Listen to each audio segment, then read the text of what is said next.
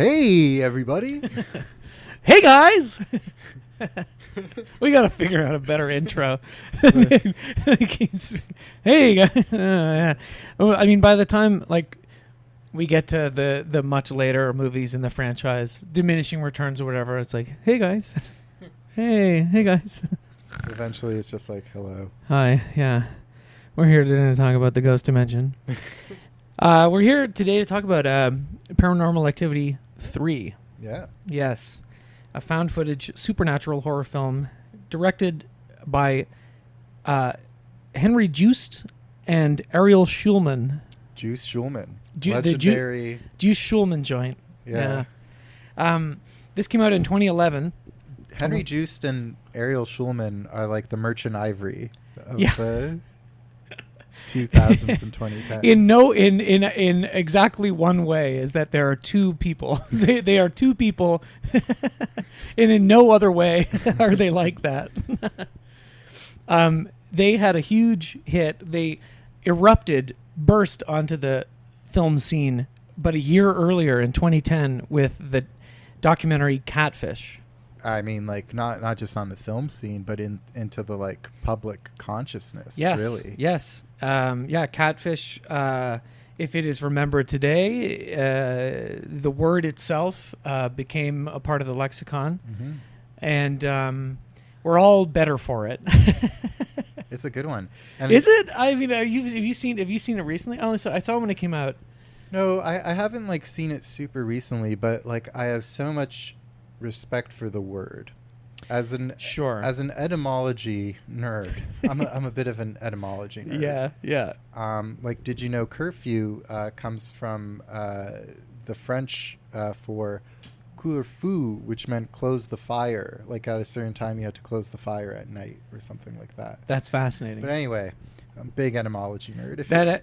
That is fascinating. Yeah, if you need to know one thing about me, it's that I love etymology.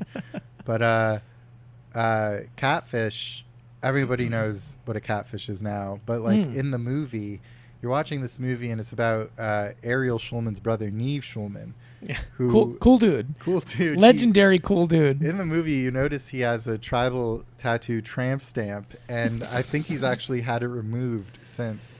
Yes, Alex did. Not only to show me the tramp stamp, which I remembered, but not visually. We saw it, and you discovered it does appear like he has had laser tattoo removal. Yeah. Probably due to backlash on his back piece. It's a tribal tattoo tramp stamp. It's bad. I don't know. No, I remember like being younger and watching Catfish and being like, these are cool dudes, and then catching a glimpse of that and being like, maybe I'm wrong. Only because we would have been 19 or 20 when it came out.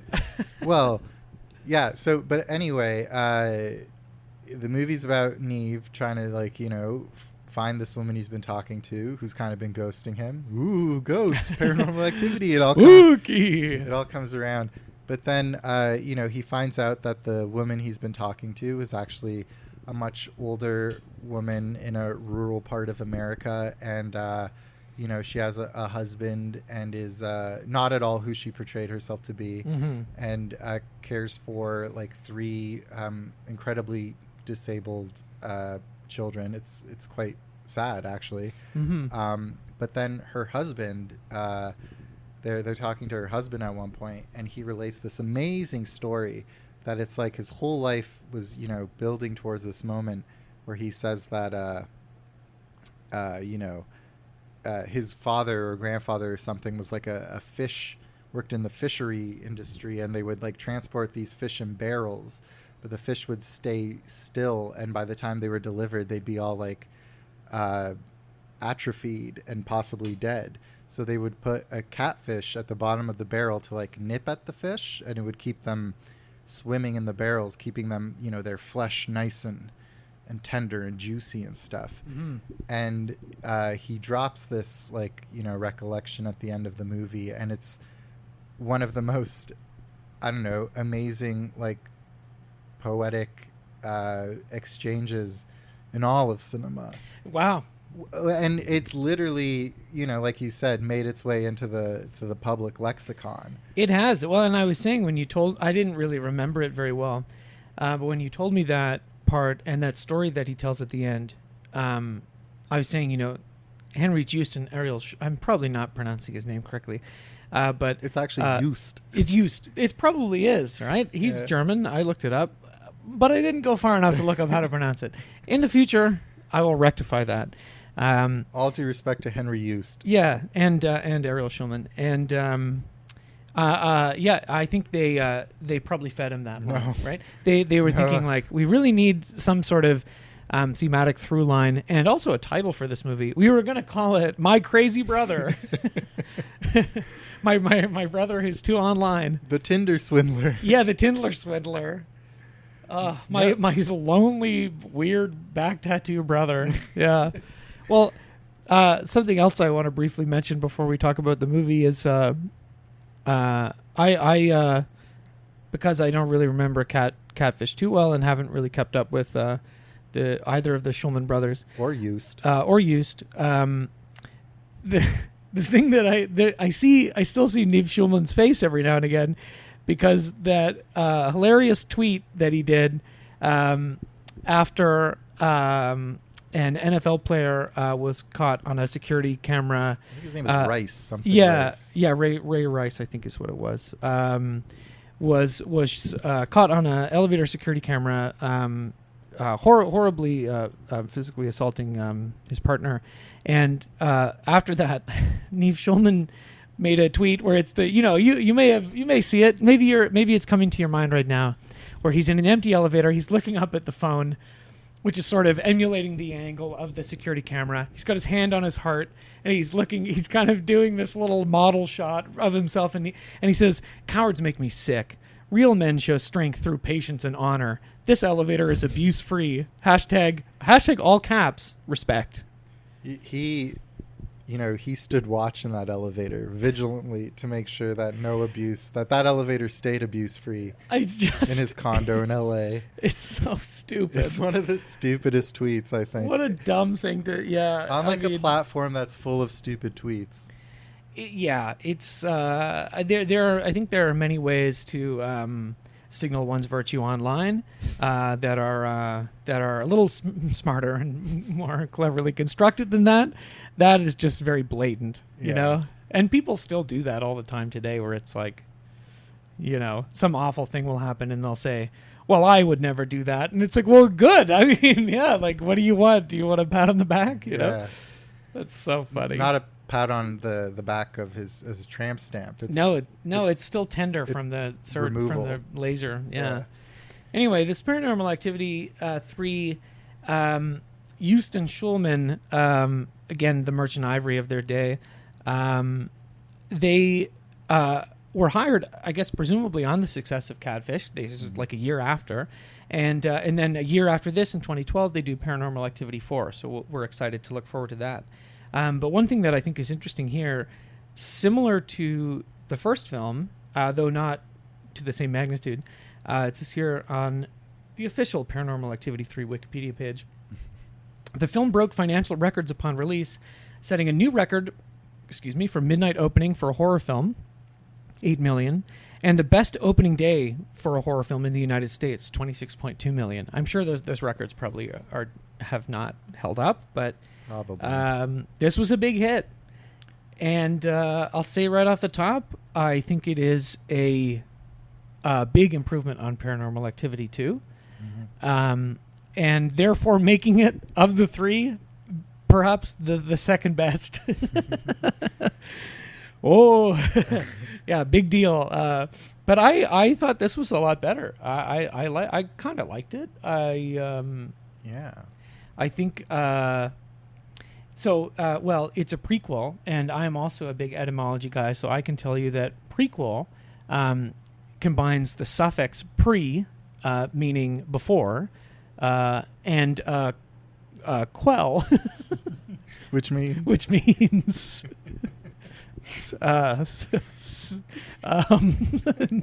after. Before, after. It is not a sequel, it is a prequel. Similar to Paranormal Activity 2, which also begins earlier in the same year that the first film's events take place. This has a little a little like prologue, which sort of sets up. We see some familiar faces. We see Katie. We see her sister Christy. Yes. Yeah, and their house has been ransacked or something, and the only thing that the ransackers have taken is a box of old videotapes. Yes. Which make up the majority of the rest of the film. Yes, the rest of this is VHS footage filmed in 1988. Incredibly good-looking. The highest quality filmed in VHS 1988. footage. Yeah, I'll say that. Yeah, and I mean, I don't mind too much that they didn't really try to shoot it in a VHS. It's like those VHS films, the anthology film series too, where like occasionally they will. But because they're different segments by different directors, different cinematographers, like some of them will try to replicate that aesthetic, and others just completely throw it out. And in this case, it's like the only thing that is recognizably VHS era about it is that it will have the timestamp and the date in the corner. But the footage itself is filmed in like a high definition widescreen video camera from 2011, right? IMAX. Yeah. It's filmed. This is the first Paranormal Activity filmed in IMAX cameras. And like I guess the other way that the analog technology plays in this film is that the father figure or boyfriend character in this who is sort of instigating and doing all the filming. So they don't know, like the father has Right. left this family, Katie and Christy's family, when they were kids. Yes. He's left, and we don't really know why. He got scared. He's not really like a tech guy, so he couldn't film it, and he got too scared and he left. Yeah, he was like, y'all a bunch of spooky ladies. That's what he said. Yeah, that's exactly what he said. Um, And yeah, so they do have him. Basically, he has these setups. It's a similar thing. They have a setup in the parents' bedroom and a setup in the kids' bedroom, and then he also at some point rigs So I guess he has multiple cameras. He's a really big guy into VHS. He's a wedding videographer. Yes, exactly. So. Yes, and so he's got his editing station, his like VHS editing station in his garage. And you do see a little bit of that analog sort of like tracking stuff back and forth when he is reviewing the footage and editing it. Mm-hmm. But yeah, he for the living room, he rigs up this old rotating fan and puts the VHS on it, and it moves back and forth slowly across the living room. And I think that, like, so far is maybe the most interesting video cam setup in the series, other than that iconic sort of like original first shot, which I in Paranormal Activity 1, which I think is kind of the sort of iconic bedroom shot. But I really like that, right? Because it's like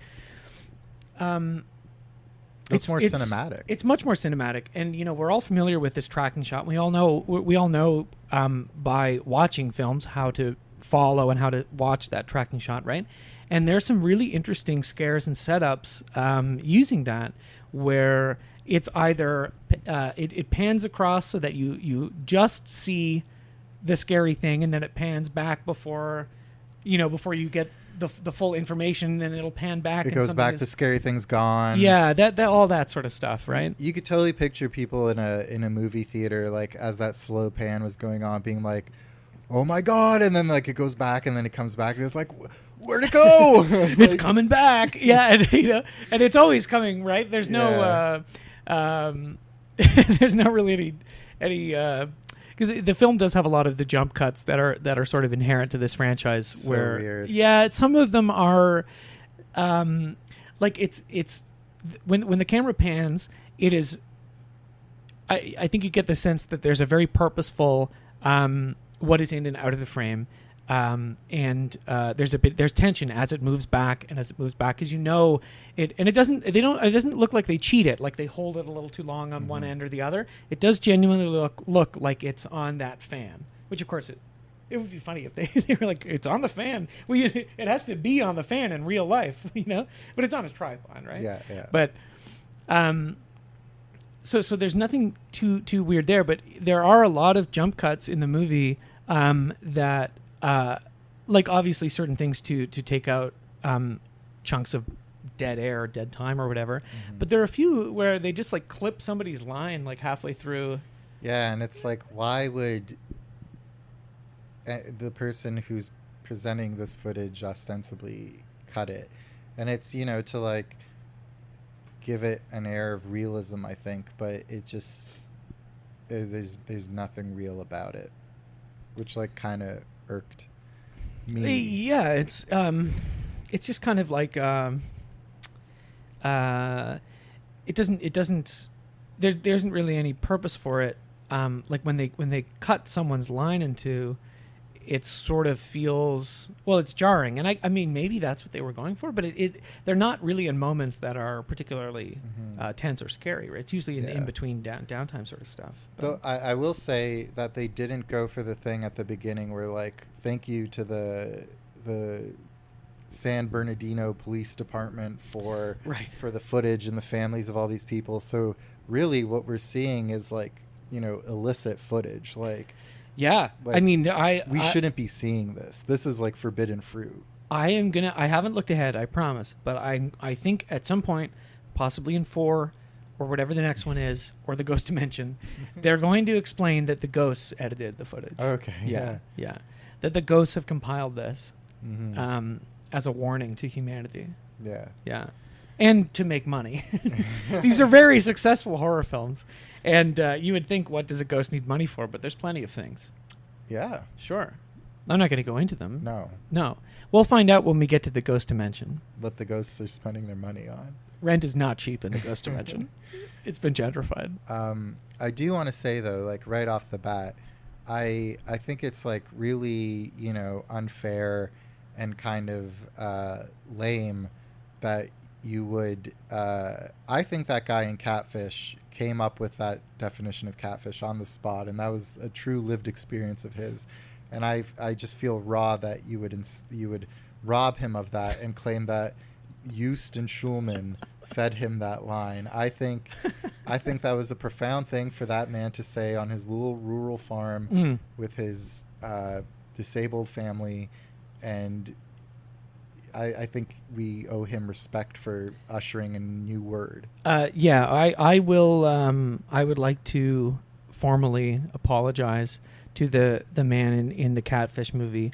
I think how typical, right, of me, a coastal elite, to insist that some rural guy on a farm would not be able to come up with the perfect metaphor for this stupidest fucking movie ever made. a movie. There are certain movies that come out, and oftentimes they happen to be documentaries, which is not a comment on. Well, anyway, there are sometimes there are movies that come out that I think genuinely make the world a worse place, and I think that one is probably one of them. I think it would have been fine if they stopped there, but they went into the MTV TV series thing. And probably the net result of it is probably a net negative. Yeah, that's what I mean. But that man's a legend, and I won't have you disparage him. I apologize, and I'll send him a letter. Yeah. Thank you on behalf of him. On behalf of On behalf of Schulman Joost. Schulman and Joost. Yeah, Thank truly you. the what's another pair of two? The Coen brothers, the Wachowskis. They're the Wachowskis of making not as good movies as the Wachowskis. They're the Coen brothers of making movies that aren't funny. Hell yeah. Yeah. Anyway, compared to Paranormal Activity 2, aka Normal Activity, where we have many setups where nothing happens. This film, I think, is relatively filled with incident, pretty much right from the beginning. The set pieces are better. They are 100%. Because like Paranormal Activity to Normal Activity, you could just feel like they were like, let's just do the same thing. This time there's a pool. There's more cameras. You know what I mean? Like, it's bigger. It's better. There's a baby. There's a dog. There's a a maid who's into Santeria. Yes. There are stereotypes. But but it didn't have ideas. You know what I mean? Like, it didn't have fresh ideas. It was just like bigger and more. This one, I'll admit I'm not as big of a paranormal activist as you are. That's me. But but I've done the work. Okay, I've actually been to the Ghost Dimension to protest rental increases and zoning ghost bylaws, zoning bylaws, and whatever else. To this movie's credit, it has way better ideas for those set pieces. Yes. It has this like kind of through line and arc, reminded me a lot of Hereditary, but this is of course before Hereditary. Ergo, but it's a better movie but post yeah, sure, but post Rosemary's Baby, which is the same thing, right? I watched a movie recently, The Sentinel, which is Michael Winner joint, as they say, and he's the guy who made like Death Wish and Death Wish. He's the guy who made the Death Wish movies. He's not known for his good taste, but The Sentinel is a movie that came out in like 1977, like a few years quite a few years after Rosemary's Baby and a few years after The Exorcist, and is a blatant mishmash of the two. Oh. But it's entertaining. I'd be curious to watch. It's not a bad movie. I'll lend it to you. Yeah, it's not a bad movie. But it's funny. Just sometimes, like you'll watch a more contemporary horror movie, and you're like, oh, they're just doing this, they're just doing that, and it is nice to see a movie that came out like, 4 years after The Exorcist. That was just like, we should make an Exorcist movie, eh? Like that did really well. And you know what? We can't just do it The Exorcist style, right? We should make Rosemary's Baby, because remember, that was only like a few years before that, and that did really well too.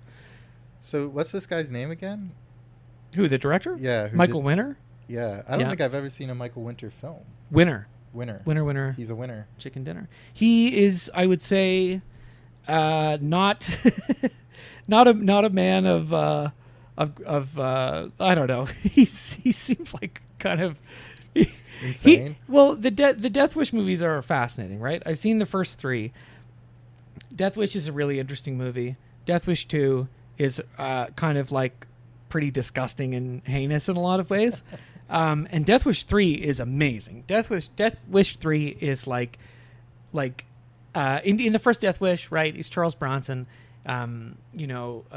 Horrible things happen to his family. He takes it out on criminals. He goes around shooting people, right? Death Wish 2, it's like the horrible things that happen to his daughter, and it's disgusting. It's a very like vile sort of movie. And he kills a lot of people, like, et cetera, et cetera. Death Wish 3, he has no family anymore, right?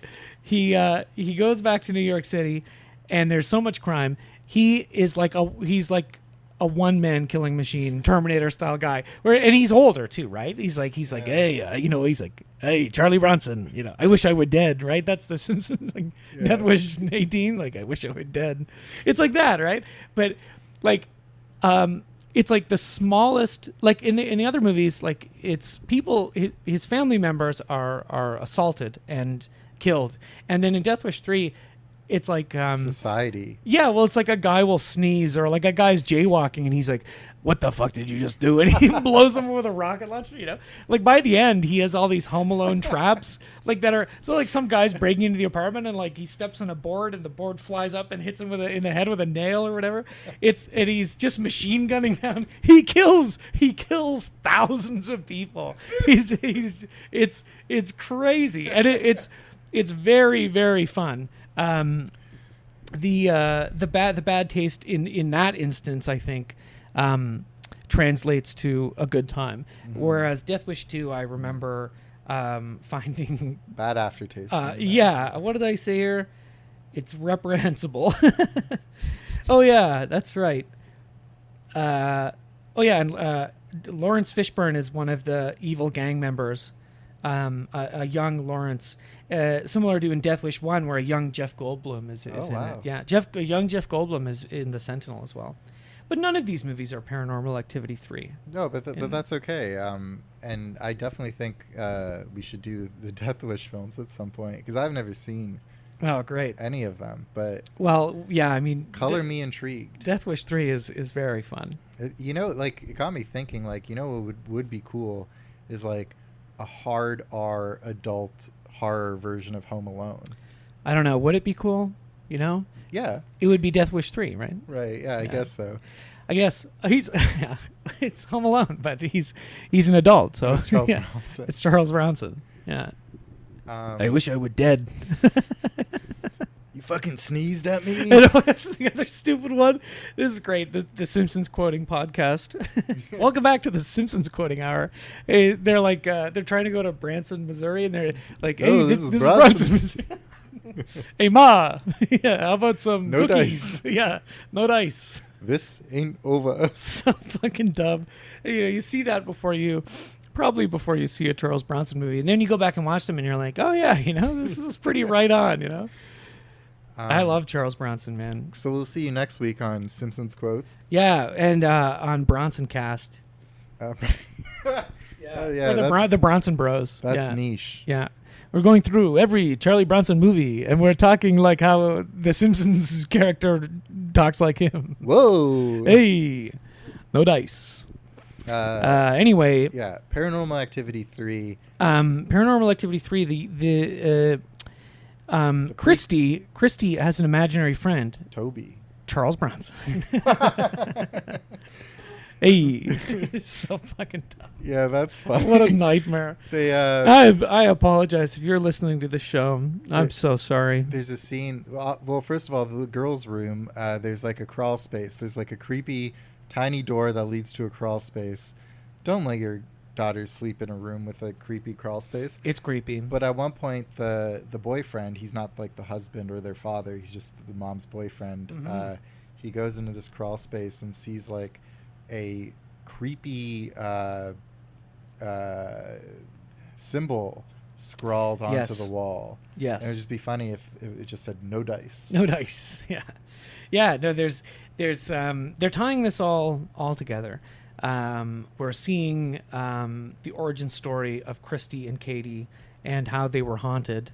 In particular, Christy, the younger sister, I suppose, who has an imaginary friend, Toby, who's a ghost, an evil demon, it seems. And this movie sort of, I guess, explores some of the demonology stuff that the first movie brings up with our favorite character in the whole franchise so far. I can't do it. Yeah, the paranormal investigator who shows up at the beginning, of course, for some exposition, and then for one scene where he says, "I'm sorry, I really can't help you. I need to leave. I've got a late dinner date. I can't stand her up again. I'm sorry. So lonely.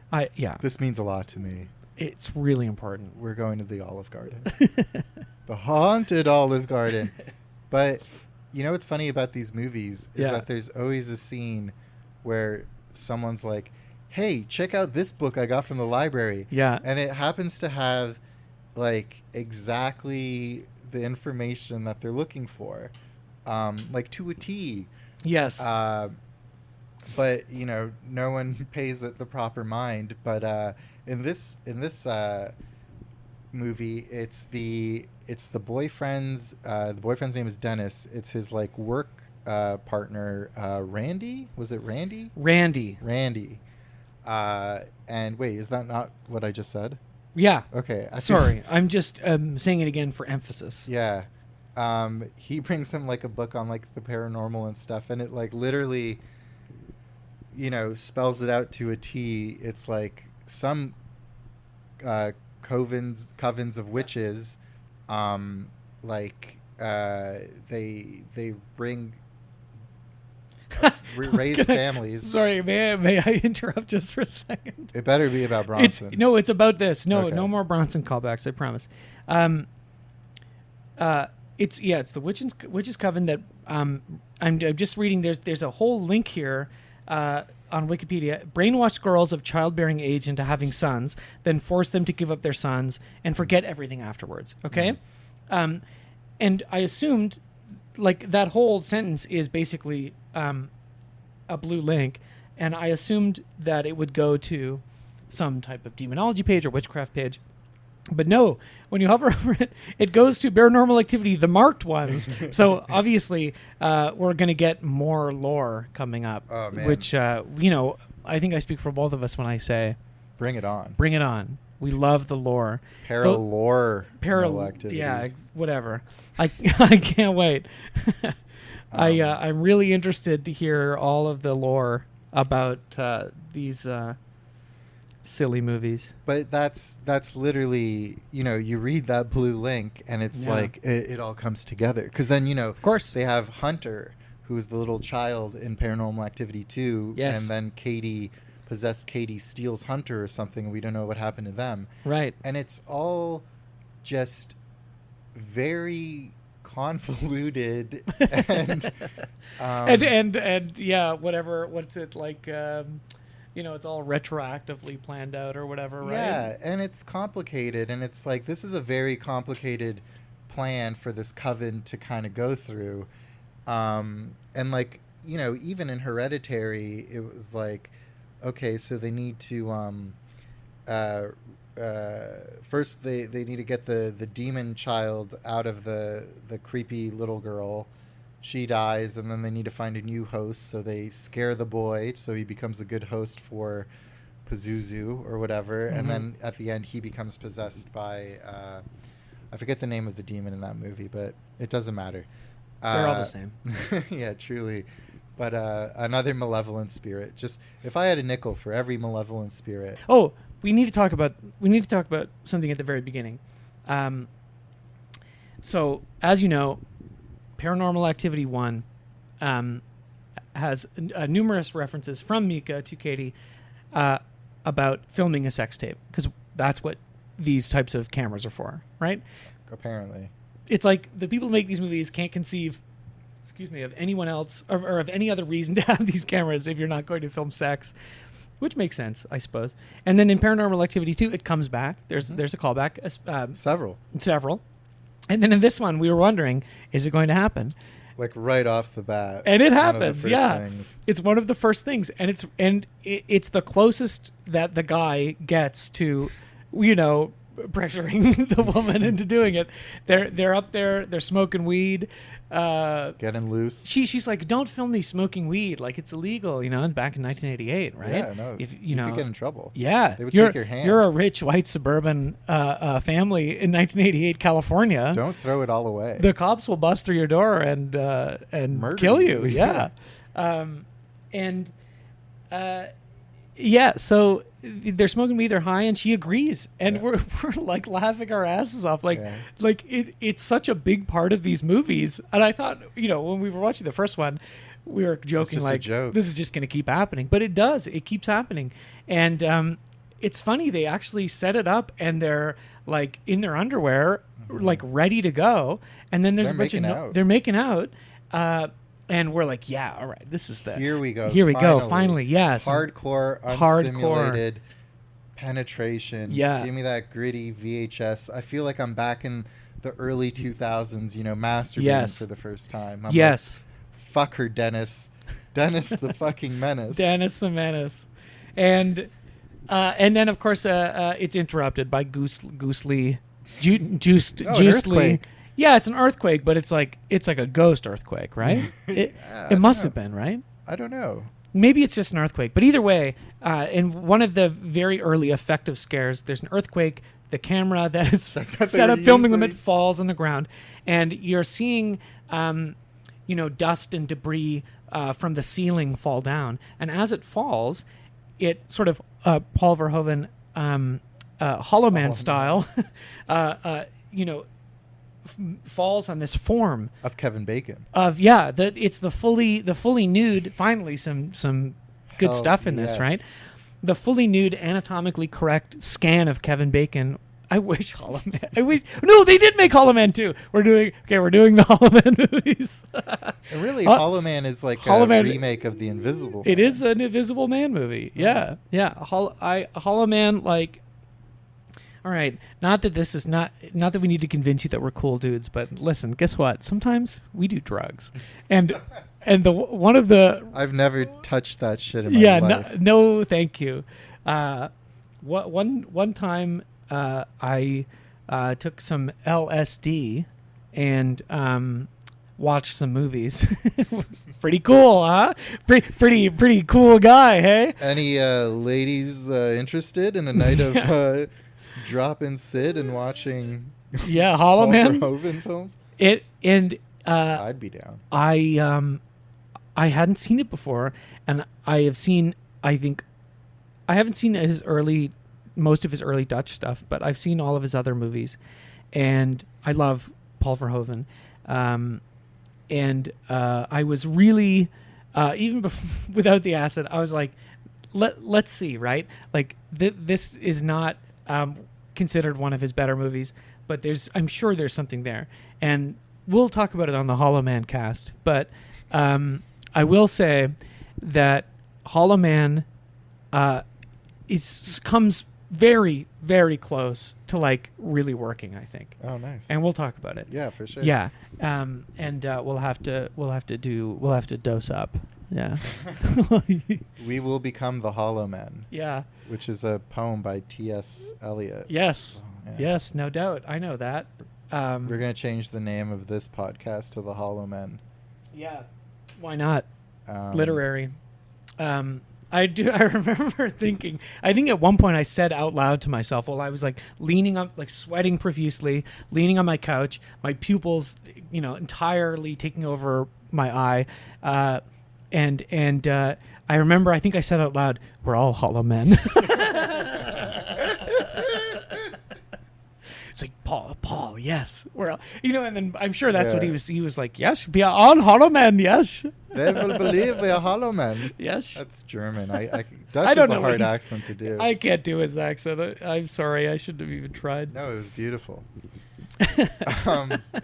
Yeah. So, anyway. But that's one of the first spooky scenes in the movie, kind of. And then the interesting twist, the videographer boyfriend, Dennis, the Menace, he sees that on the footage, and he's the one who kind of becomes obsessed with like capturing the ghost on film and believes in it. And it's the mom, I forget her name, but Julie, Katie and Christy's mom, who's kind of like the naysayer. And like, no, stop, Dennis. Yes. You just want to scare me into having sex with you. Yeah, exactly. The role typically held by the oafish husband. The Mika from the first one, who looks conspicuously like Joost-Schulman. Yeah. And then the oafish husband from the second one, who looks like he reviews fast the food. YouTube review fast food guy. KBD Productions. Exactly. Let's talk about lore. Like, this podcast has so much lore already. I know. Yeah. People are going to be... You can't just drop in to listen to this episode without the other two. I can't wait for you to start getting unsettling things in the mail. Yeah. I like getting mail, right? Mm. I enjoy it. I used to deliver mail. That's true. And I've delivered some unsettling things, particularly to a certain public intellectual who we'll talk about that another time. Talking about not giving away too much information in my personal life. Yeah. But a man by the name of Jordan B. Peterson.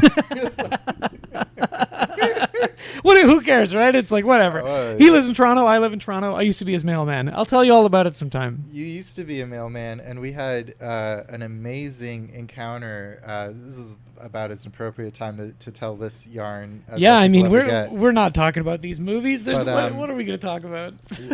Ben was nice enough to accompany me to a Phish concert over the summer. Yes. And we had an awesome time. It was very fun. Protracted noodling on guitars that works maybe 15% of the time. Yes, Phish is bad. Sign us up. Yeah. It was just a weird set. We got a weird set. Yeah, but, sure.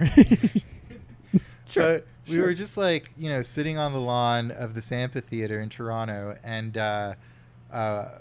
we were high. I was pretty high out of my mind just on marijuana. Regular legal Canadian weed. It's important. Yeah. It's important to say.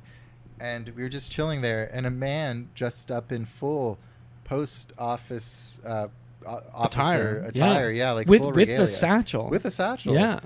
Came up to us and offered us Starbursts. And I said no. Suspicious. Yeah. Yeah. Ben, you were brave enough to accept a Well, Starburst from the postman. I just thought it was so. I mean, it was so weird. We were Yeah. sitting on the grass, and I, I don't know. You know when you're high, kind of, and you're like, it's not necessarily like your field of vision is like you're in tunnel vision. You're not like that messed up or whatever, but you're kind of like focused on something, like our conversation or something, Or Phish. and then Phish, Killing it. Yeah, we were really focused on Phish, and then this sort of shape moves in front of you, and you kind of look up, and then all of a sudden it's like, postman. yeah, it's like you. Right, like months ago, delivering the mail, some shrimpy guy, and he was like, I was wearing a Canada Post hat, Yeah. Which I'm not supposed to do. So if anyone from Canada Post is listening, first off, fuck you, and secondly, don't send me anything unsettling in the mail. Don't be a snitch. Yeah, and I he was like, "Do you want a Starburst?" And I was like, "I guess so, right?" Yeah. And I took it, and I was like, "Hey, I used to work for Canada Post," and he was like, "Yeah, like I just quit." Yeah. Which is a huge red flag because I know what it's like to work there, and I know what it's like to quit, and I know that the phenomenon of going postal, as they say, is a real thing. Then you fist bumped the guy, and then he went off on his merry way. Yeah. I'll never forget that. Yeah. But it's very, very surreal. Like he was just like, "Oh, nice, I just quit," and you fist bumped, and he walked away, and we were just laughing that what a day that guy had. He was like, "You know what? I'm having a bad day. I'm quitting the postal service, and I'm going to fucking Phish to be amongst family." Yeah, and I'm going to hand out Starburst to people. That's an interesting guy. Well, I don't think I actually ate it. Oh, okay. Just in case.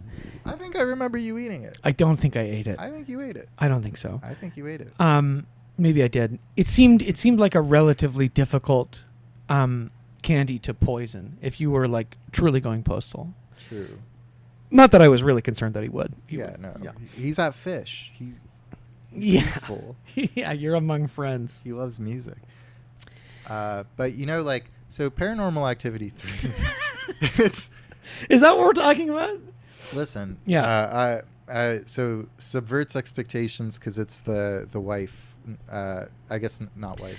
It's Julie who doesn't believe in the ghost. He also is hiding these things from her, because that's a part of it too. Is that he's every morning taking all the tapes out and looking through the footage, and he's talking to Randy. He shows Randy a couple things, but he hides it from Julie. I thought she sees some stuff. She sees it closer to the end, right? But in the early goings and middle, at one point, Randy's like, "You got to show Julie," and then Dennis's justification for not showing her is like, "Well, no, she'll freak out and she'll make me stop filming." It's like, yeah, you should stop. You should, right?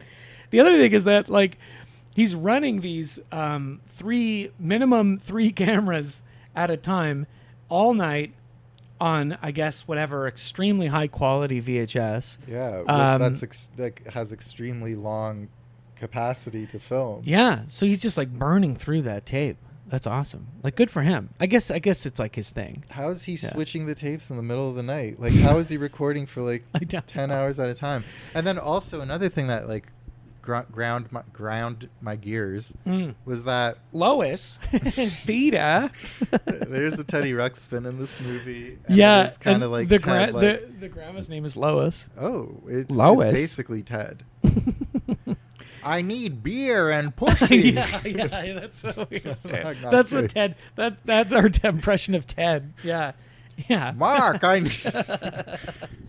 Oh, Ted. We'll do that. We're gonna. Yeah. Ted and Ted 2. Do you have any beer and pussy and whippets? And whippets? I don't know what he does. I'm from Boston. Yeah. He's like, yeah. He's from Boston. Terrible.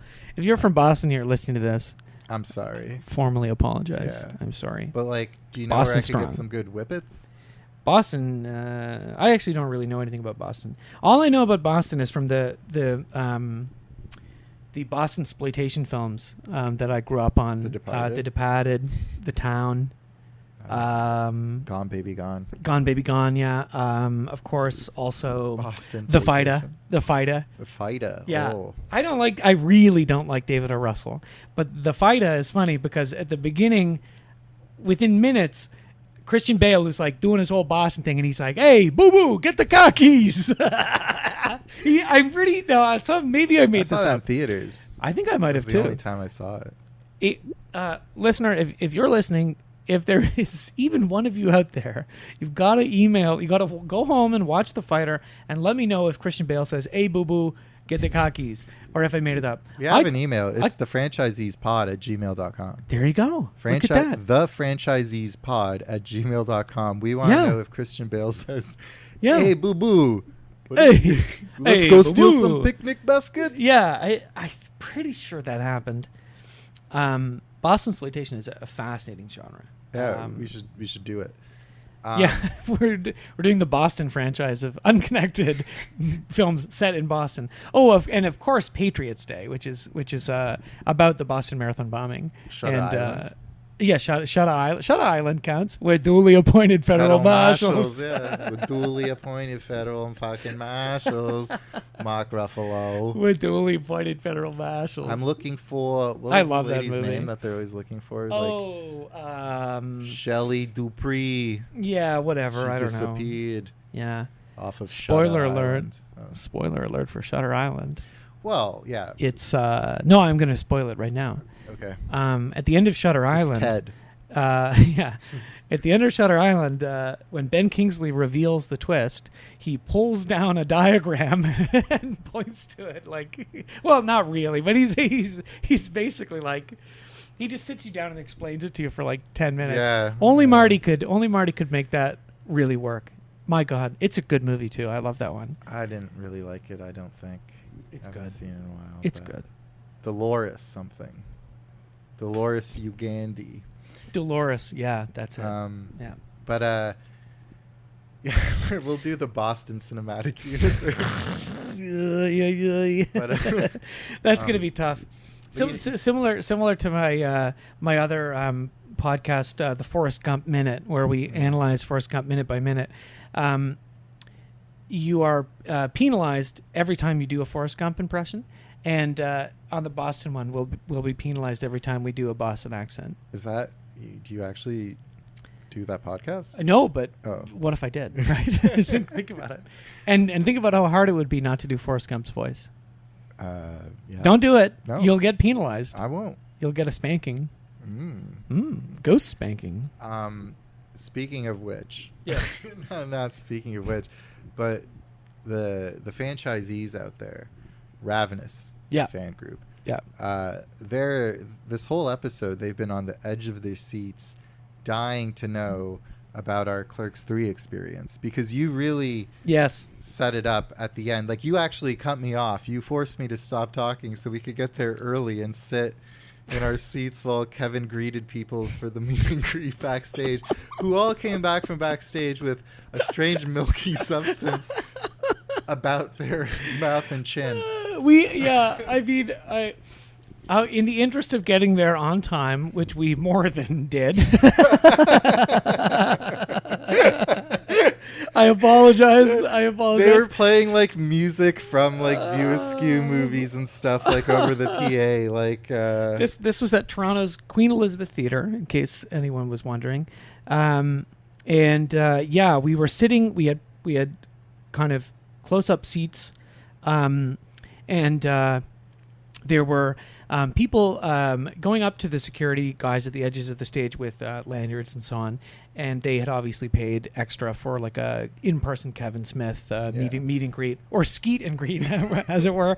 And when they came out, they they disappeared. They'd come out and they would have this kind of like Joker-fied smile, like this eerie, like ear to ear kind of like grin on their face, and they were covered in this kind of like this goo, this like sort of translucent goo. I don't really know. It was like in the first Batman, the gas that Jack Nicholson uses to make people... Smilex. It was exactly like that. There you go. Yeah. Eerie.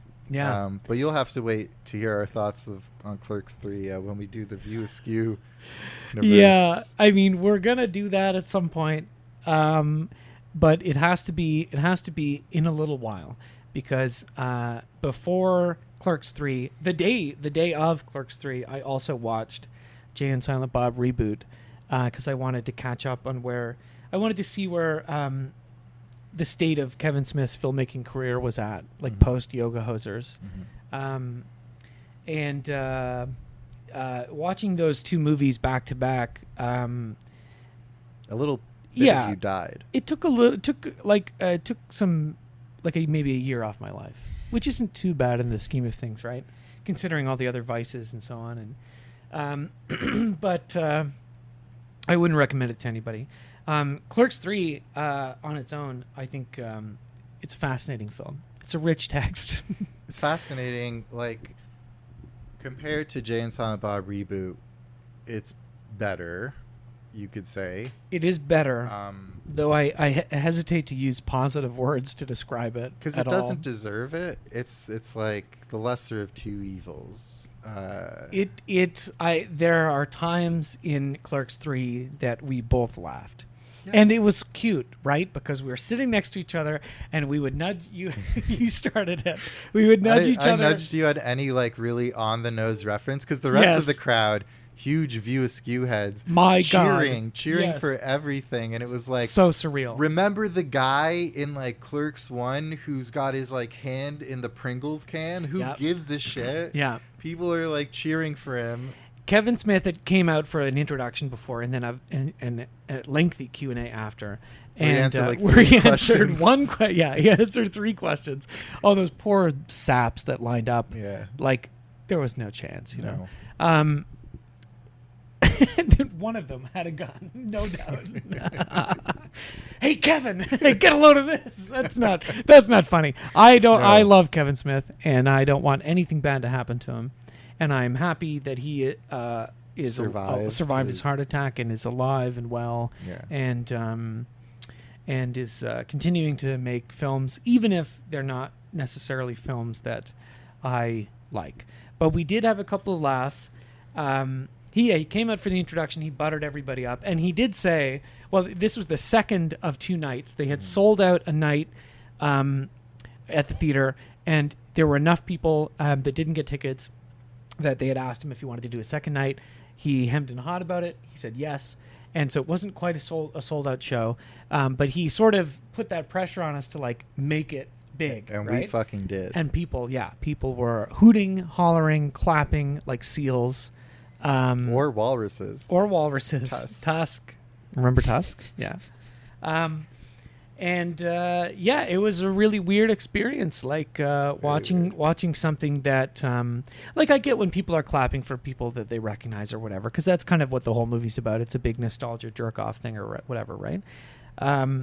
But when people were like laughing at some of the jokes, like the really unfunny stuff, it was surreal. It is surreal. It's weird because it's different than when if you go see an unfunny comedy at a Cineplex or something, right? You're expecting like whatever, not everybody has the same taste, right? Yeah.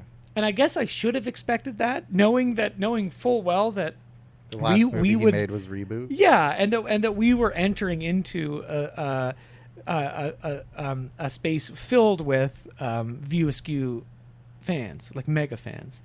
But no matter how much I guess I had like mentally prepared for that, it was still very surreal to hear people like just eat it up, just like shovel the shit in their mouths and swallow it and say, "More, please." Just like those VIP lanyard holders.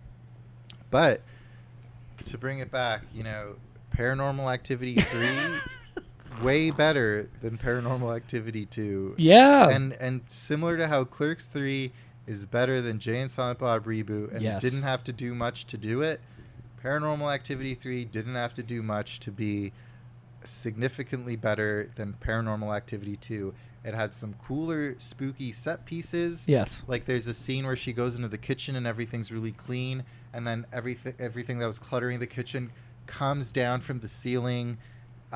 It's like neat. It's a practical effect. It looks cool. It looks like it anyway, yeah. And then at the end, they finally get spooked enough to go to the grandma's house, and very hereditary. She turns out to be part of this coven, and spooky stuff starts happening at night. He sees her name's not Denise. His name's Dennis. Her name is Julie.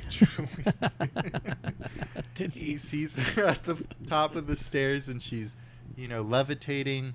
Simple, spooky. Yep.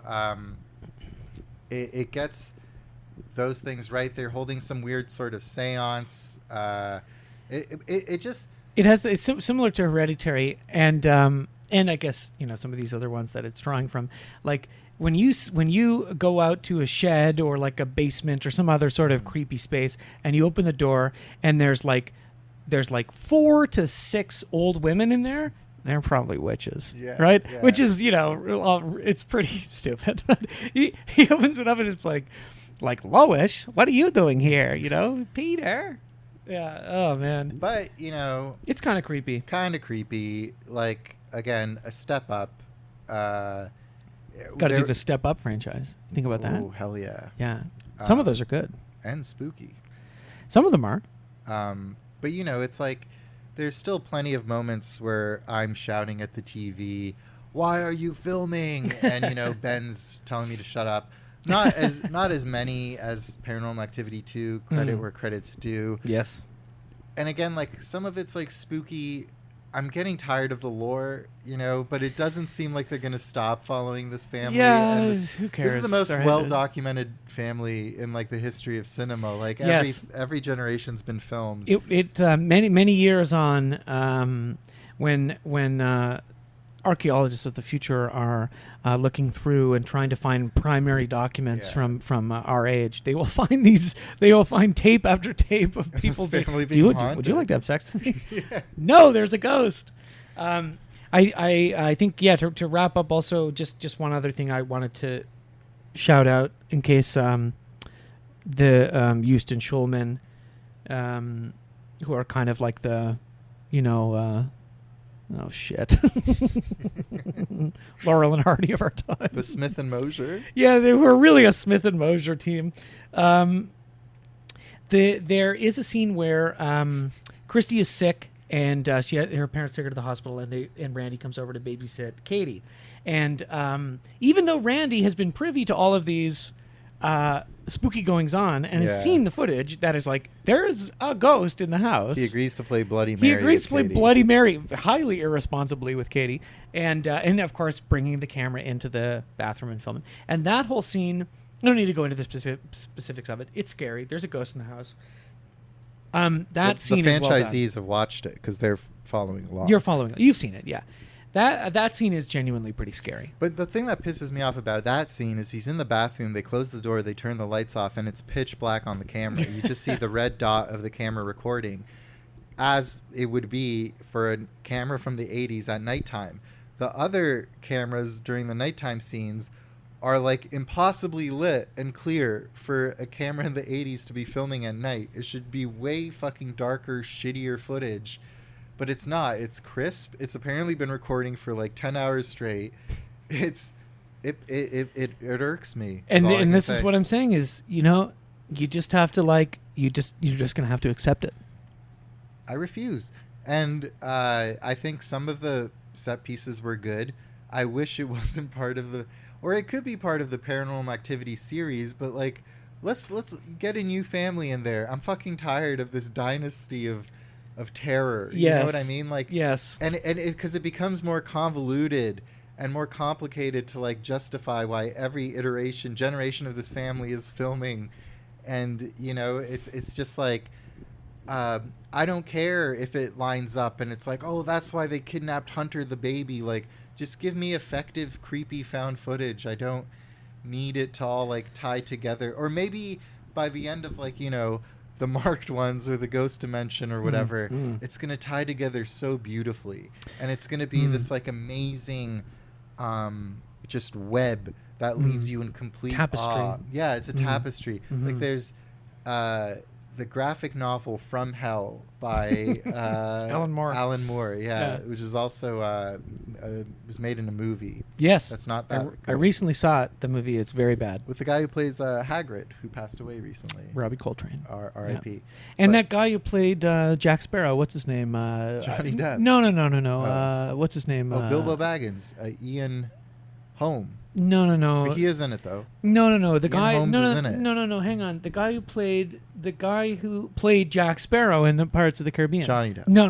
What's his name? Edward Scissorhands. It's the guy. He's in Edward Scissorhands. It's the guy Johnny in. Depp. It's not Johnny Depp. It's what is it? I don't remember. Horatio Sands. It's not Horatio. My God, Horatio Sands canceled. The guy who played Jack Sparrow never did anything bad. We're going to cut that out. No, it's good. It's a good bit. I just keep saying that. I'm going to say that about everything I say. But in the graphic novel From Hell, have you ever read it? No, I've meant to. There's this great sequence where Jack the Ripper, the character who essentially is Jack the Ripper, is being driven around in carriage, and he's taking you to all these famous sites that actually exist in London. And he's explaining some of the history, and he's getting into like weird culty stuff. And then at the end, he has like his coachman kind of draw out a map of everywhere they've been, and he connects the dots, and it forms a pentagram. And the coachman's like, "My God." And Jack the Ripper's like, "Yes, but not the God you're thinking of," or something, right? And Nice. this basically shows how this how London is built on this like weird old culty beliefs and stuff, and the coachman vomits. He's just like, love it. He uncovers the truth and he just vomits, and that's what it's going to be like at the end of Paranormal Activity, the last one, whatever it is. Can't wait. The sidequel in Japan. Can't wait. It's all going to tie together in this beautiful, unnerving, horrific tapestry that really gets to what it means to being human and our fear of the afterlife, and we will vomit from how effective this franchise was. Okay, folks, you hear that? Coming on up, we got a lot of more spooks and scares for you. Paranormal Activity 4, 5, 6, 7, 8. Gonna end in a beautiful tapestry where we vomit. All right, next week on the show. Paranormal Activity 4. Yeah, well, I was gonna say if that is the hope that for this franchise, for a franchise, when you go into it, that it's all going to come together, and that all of that painful lore and backtracking and retrofitting and this and that is all going to end in this transcendent Lovecraftian madness. Exactly. Then I'm sorry, you got another thing coming, buddy, because you picked the wrong podcast to do, right? Because franchises are bad. They're by and large not good. I'm saying it. I'm putting it out there right now. Except for horror franchises, which no matter how bad they are fun. Because there can never be too many scary movies. So watch PA4. Yep. And we'll see you next week, folks. Yeah, for the vomit hour with the puke boys. That's us. Transcendent vomit. Yeah. And remember, Paranormal 4 is another Joost-Schulman collab, and the tagline, which I'll leave you on, is "All the activity has led to this." I'm so ready. Me too. We'll see you next week.